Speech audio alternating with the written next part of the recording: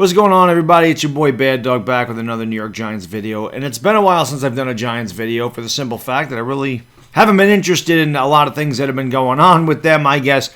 Kind of hard to get into it, man. Really no preseason games, nothing but practice, nothing but scrimmages. And for me, that's just a little bit difficult to get into because, as I said before, I don't know what you're rooting for. If Daniel Jones throws an interception in practice, are you happy for the defensive back? Are you mad at Daniel Jones? And if Daniel Jones doesn't get breathed on, are you happy for the offensive line? Or are you upset that the line can't get there? I never know what to make of a practice. I really don't. Or a scrimmage, it's difficult. At least when you're playing against live opponents, you got something that you can kind of gauge your team on. Now, usually when the New York Giants, at the beginning when the schedule comes out, I'm pretty pessimistic, and as we get closer, I get more and more optimistic. Well, I'm going to be perfectly honest, and some people may not like this, but I didn't get any more optimistic going into this year. I still don't think the Giants are going to be a very good team. I just don't. And it's not because, I don't think that they got better. It's not because I don't like Joe Judge or the coaching staff. To me, it's just I feel like this could be an overwhelming task for anybody, but especially a first-year coach with everything that's happened in 2020, the inability to really get the practices and the live, preseason games and everything else to really make a concerted effort of your best 53 players. To me, you can only gauge so much in practice, so I don't know how they gauged that. I really don't. Joe Judge says a lot of nice things, and he implements some strategies and some ethics in training camp that I love. I'm sick and tired of these people getting on Joe Judge about, they're making him run laps, man. They're professional football players. They should be able to run a damn lap or two. It ain't going to kill them. You know what I mean? It's not going to kill them to run. Your football players run the laps if he tells you to run the laps. Do your job. But the simple fact is this. He can talk all he wants. His philosophy can be great. He can make these guys run laps. He can go old school, which I love myself. But how does that translate to the field? How does it really translate to field? How much talent do the New York Giants really have? We've won 12 games in the last 3 years, right? So tell me, and I know some Giants fans ain't going to like it, and that's fine. Giants fans that think I'm wrong, think we're going 10-6, think we're going 11-5, you tell me why you think we're going to be a lot better this year than years previous, okay? Listen, let's take a look at our draft picks. Andrew Thomas. Now, I like the Andrew Thomas pick. All right, he's going to be a stable left tackle for years to come. Hopefully he pans out. He does really well like a first-round pick should. Second-round pick, Xavier McKinney. Broke his foot. Out till December. Matt Parrott, third-round pick. Not going to start at right tackle. He's somebody that they have to develop. Darnay Holmes definitely could play in the slot. And it's a fourth-round pick, right? So Shane Lemieux, fifth-round pick. Now, probably not going to start the year. Where did the Giants really improve? Where did we improve from last year to this year? Because really outside of the draft, our roster is pretty much the same, right? Okay, we added Ryan Logan, but that's because we lost DeAndre Baker, who they finally waived. This Sam Beal opted out. And like I said, McKinney broke his foot. So really, Ryan Logan comes in there and just kind of gives us a body. But there's a reason the Giants didn't sign that guy when he was available at the beginning of the offseason. You know what I mean? I think Daniel Jones takes the next step. At least I really want to believe that.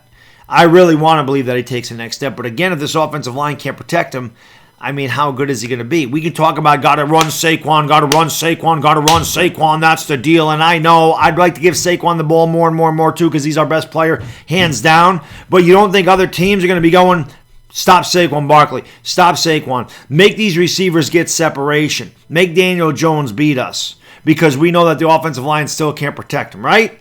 So really, and again, the schedule is much, much tougher, okay?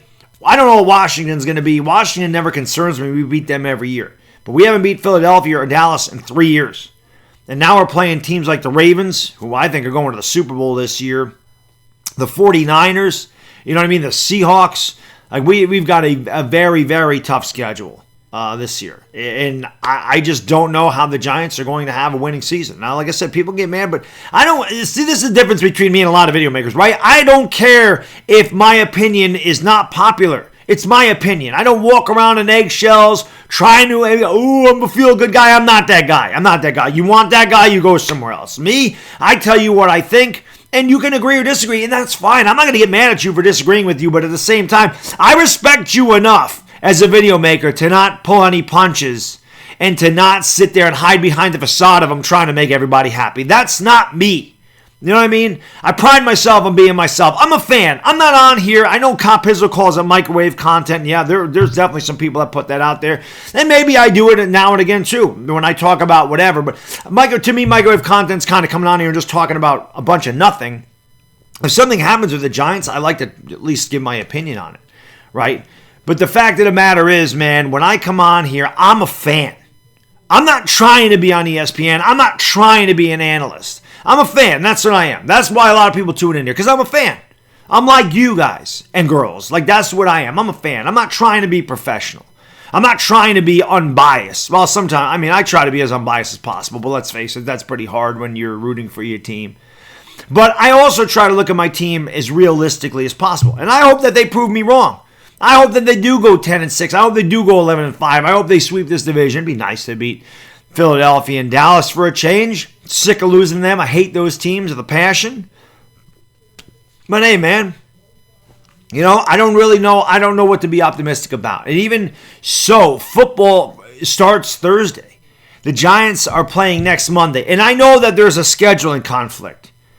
If the Lakers and Rockets series goes 6 games, Game 6 is on Monday night. The Giants play on Monday night. I've told you guys before this. As popular as those Lakers streams are, and as much as I love covering the Lakers, and I do, when it comes down to the Giants and Lakers, the Giants are always going to be my priority, always. My channel is built on the New York Giants. I'm not doing the Lakers over the Giants. It's not happening. Hopefully the Lakers close it out in 5, and I ain't got to worry about it. If there is a Game 6, I'm doing the Giants game. I'm not doing the Lakers game over the Giants. I've already said that. Okay? But regardless, I don't even know where this video went at this point, okay? It doesn't feel like football season to me. It just doesn't. It's very strange. It's a very weird feeling. I've had a very hard time getting excited about football this year. I just have. And I don't know if that's because I'm getting older.